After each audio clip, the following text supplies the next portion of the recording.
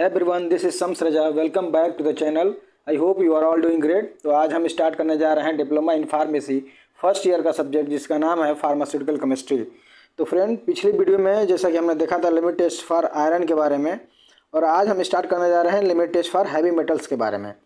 Limit test for heavy metals basically जो है कि जो भी मेटल्स होते हैं उनको आइडेंटिफाई करने के लिए, जानने के लिए जो है ये लिमिट टेस्ट है कि जो भी जैसे कि हमारे जो सैंपल्स होते हैं उसमें किस तरह के कौन कौन से हैवी मेटल्स प्रेजेंट हैं, उनके आइडेंटिफिकेशन में ये लिमिट टेस्ट को परफॉर्म किया जाता है। इसका मेन प्रिंसिपल हम देखेंगे कि प्रिंसिपल में लिखा हुआ है कि the limit test for heavy metals work on the principle of metallic impurity. इस पर बेस्ड है, ये काम करता है मेटेलिक इम्प्योरिटी। ठीक है ना, जो भी हमारा हैवी मेटल्स है वह एज अ मेटेलिक इम्प्योरिटी के फॉर्म में जो है हमारे जो सोल्यूशन में है उसमें प्रेजेंट होता है। ये रिएक्ट करता है, क्या लिख रहा है कि react with hydrogen sulphide H2S और sodium sulphide in acidic medium. मतलब जो हैवी मेटल्स होते हैं, मेटेलिक इम्प्योरिटी होते हैं, वह रिएक्ट करते हैं किसके साथ में? हाइड्रोजन सल्फाइड और सोडियम सल्फाइड के साथ में। और किस मीडियम में? एसिडिक मीडियम में रिएक्शन होती है। और क्या बनाते हैं? Forming metal sulphide. ठीक है, तो सोडियम सल्फाइड और जो है कि हाइड्रोजन सल्फाइड के साथ में रिएक्ट करके ये मेटेलिक इम्प्योरिटी जो होते हैं वह एसिडिक मीडियम में क्या बना लेते हैं? मेटल सल्फाइड बना लेते हैं। These sulphide produce a characteristic brown colouration. ठीक है, अब इसमें जो है कि जो रिएक्ट करने के बाद जो इसका जो प्रोडक्ट बनता है, इसमें जो सल्फाइड्स बनते हैं हैवी मेटल्स के, उसका कलर क्या आता है? ब्राउन कलर का आता है। ठीक है, नेक्स्ट लिख रहा है कि to compare and standardise the reaction lead is generally use for preparing the standard solution. ठीक है, कह रहा है कि हम कंपेयर कराते हैं टेस्ट का और स्टैंडर्ड का आपस में, और यहाँ पे जो है कि लेड जो है हमारा उसको हम जनरली यूज करते हैं किस तरीके से? स्टैंडर्ड सोल्यूशन को प्रिपेयर करने में। ठीक है, तो जो स्टैंडर्ड सोल्यूशन हमारा तैयार होता है उसमें हम क्या लेते हैं? लेड लेते हैं, और इसी के बेस पे हम अपने टेस्ट सोल्यूशन का क्या करते हैं? कंपेरिजन कराते हैं। एग्जाम्पल में जैसे कि दे रहा है यहाँ पर कि heavy metals that can detect by this method include cobalt, tin, manganese, bismuth, antimony, silver, arsenic और लेड। इन सभी हैवी मेटल का डिटेक्शन जो है हम इस लिमिट टेस्ट के द्वारा हम जो है कि आइडेंटिफाई कर पाते हैं, जान पाते हैं। ठीक है, तो यहाँ पर रिएक्शन जैसे कि आप देख रहे हैं कि हैवी मेटल्स की रिएक्शन हो रही है किसके साथ में? हाइड्रोजन सल्फाइड और सोडियम सल्फाइड का किसके? एसिडिक मीडियम में। ये किस मीडियम में हो रहा है? एसिडिक मीडियम में हो रहा है, ये एसिडिक मीडियम में। और क्या बना रहा है? Sulphides of heavy metals. Heavy metals से क्या बना रहे हैं? ये सल्फाइड्स बना रहे हैं जिनका कलर है ब्राउन कलर। ठीक है ना, और इसी कलर के बेसिस पे हम अपने टेस्ट और स्टैंडर्ड का क्या करते हैं? कंपेयर कराते हैं। तो ये रहा हमारा लिमिट टेस्ट और हैवी मेटल्स का प्रिंसिपल के बारे में। अब देखते हैं इसमें प्रोसीजर क्या दिया हुआ है।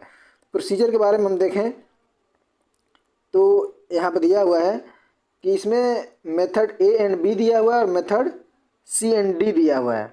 अगर आप देखेंगे यहाँ पे लिख रहा है कि मेथड A एंड B, यहाँ पे method A and B, method A and B, और यहाँ पे देखेंगे दिया है मेथड C एंड D।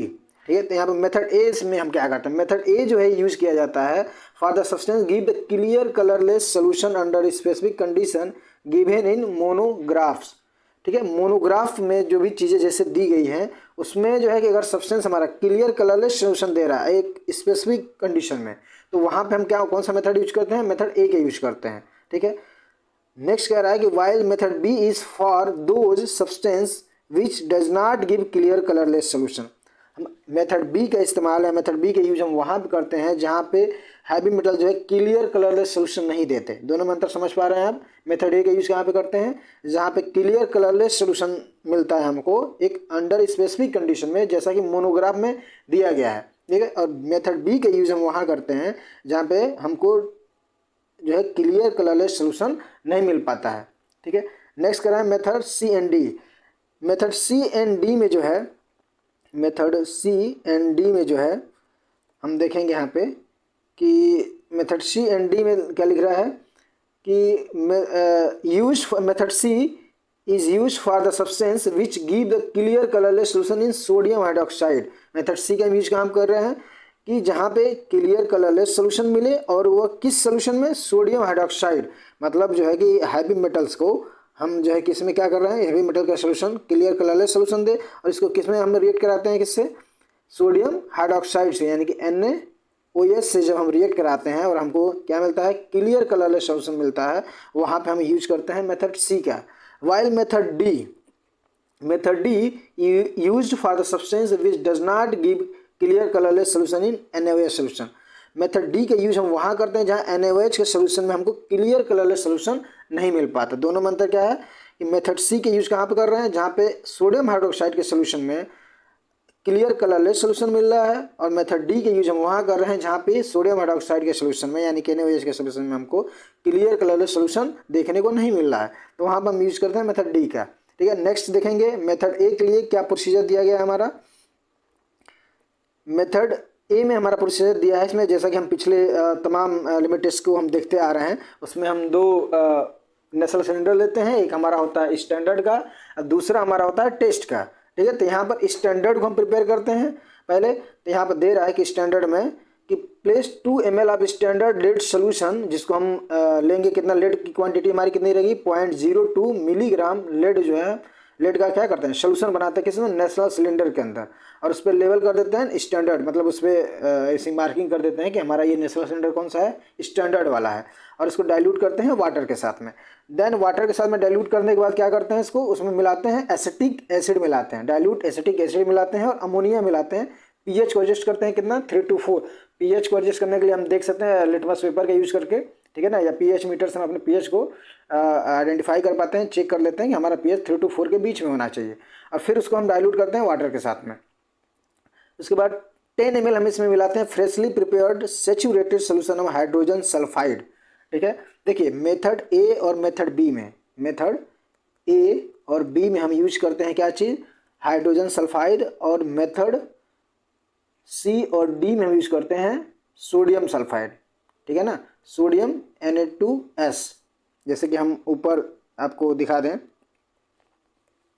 यहाँ पे दे रहा है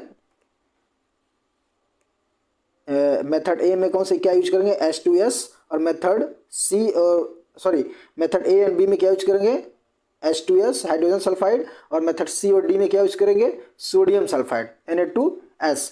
ठीक है ना, तो यहाँ पे हम मेथड ए को देख रहे थे, तो यहाँ पे हम क्या कर रहे हैं 10 ml हम मिला रहे हैं इसमें हाइड्रोजन सल्फाइड। देन इसके बाद हम इसमें मिक्स कर रहे हैं क्या चीज़, make the volume up to 50 ml of distil water. अब ये पूरे सोल्यूशन को हम क्या करेंगे, स्टैंडर्ड वाला जो हम सोल्यूशन तैयार कर रहे हैं, सैंपल सोल्यूशन स्टैंडर्ड वाला सोल्यूशन, इसमें हम इसको वॉल्यूम को मेकअप कर देंगे कितना 50 ml तक। ठीक है ना, और उसको जो है कि 5 मिनट के लिए क्या कर देंगे, रख देंगे। उसके बाद से फिर से हम अपना टेस्ट वाला नेशनल सिलेंडर में उसको प्रिपेयर करेंगे। इसके लिए हम क्या करेंगे 25 ml ऑफ सोल्यूशन अब the test sample prepared according to the direction IP Indian pharmacopoeia के अकॉर्डिंग क्या करेंगे 25 ml हम सैंपल लेंगे अपने नेशनल सिलेंडर में, और उसको लेबल कर देंगे किससे, टेस्ट से ना, मतलब उसको मार्किंग कर देंगे कि ये वाला नेशनल सिलेंडर हमारा कौन सा है, टेस्ट वाला है।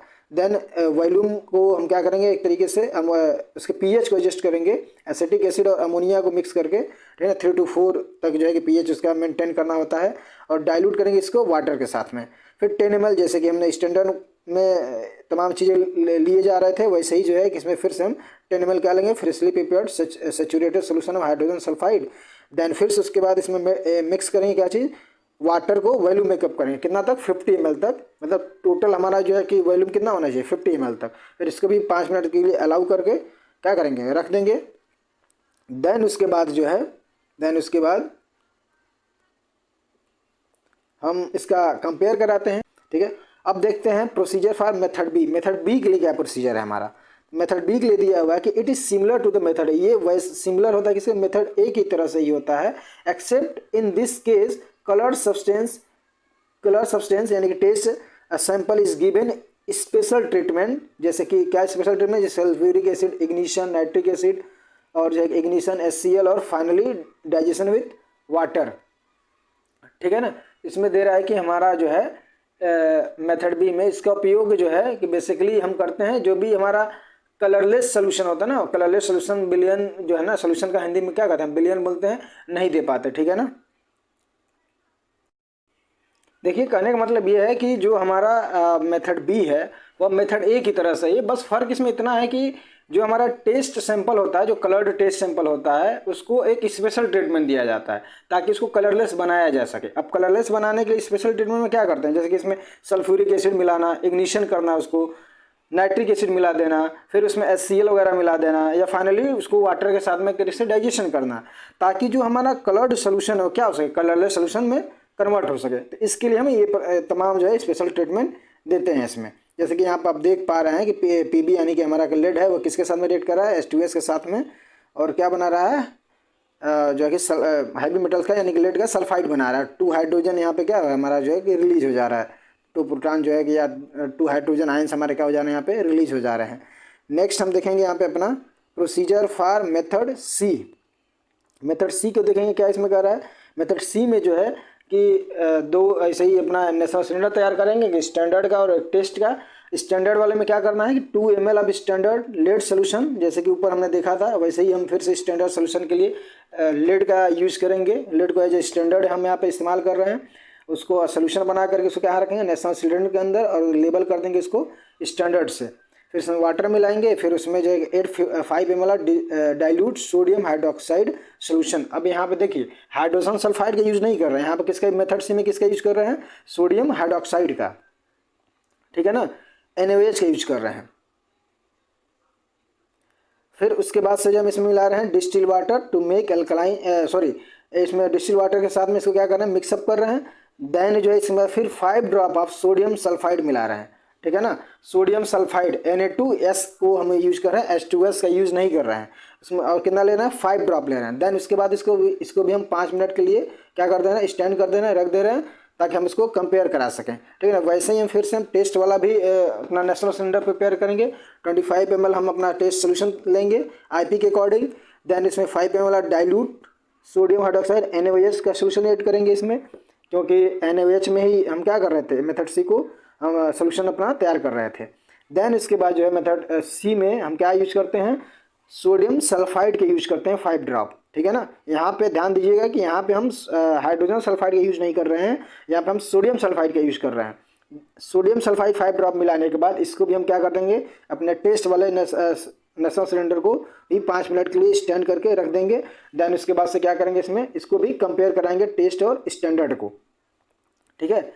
नेक्स्ट देखेंगे हम अपना procedure for method D. Method D में क्या कर रहा है to the cylinder containing test sample. जो हमारा सिलेंडर है यानी कि नेशनल सिलेंडर जिसके अंदर क्या है टेस्ट सैंपल है और स्टैंडर्ड सोल्यूशन, ठीक है ना। ये दोनों एक टेस्ट है और एक स्टैंडर्ड है। उन दोनों में हम क्या ऐड करेंगे 2 ml एसीटेट बफर मिलाएंगे, ठीक है ना। 2 ml एसीटेट बफर मिलाएंगे और pH को एडजस्ट करेंगे कितना 3.5, ठीक है ना। 3.5 तक उसको एडजस्ट करेंगे to each of the cylinder, यानी कि टेस्ट में भी मिलाएंगे और स्टैंडर्ड वाले में भी मिलाएंगे।